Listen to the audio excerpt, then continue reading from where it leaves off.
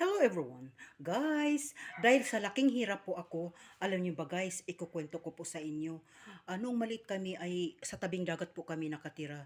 So, mayroon tayong prito, may paksiw. Ito po talaga yung paksiw guys. Hindi ko talaga malilimutan yan dahil ito ang favorite kong paksiw. Ayan guys. So, may mga ingredients yan. May pangpatanggal ng yung tawag doon, yung luya, pangpatanggal ng langsa.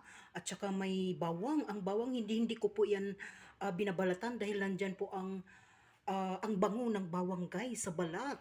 So mayroon tayong rice. Wow, grabe talaga ang sarap ng aking ah, tanghalian ngayon guys, at mayroon kaming prito dahil ang mga anak ko ay hindi po sila kakain ng paksiw. So prito po sa kanila. Ayan guys, nilagyan natin ng ng pipino. So ayan na guys, napakasarap yan. So dahil laki kaming hirap, hindi ko po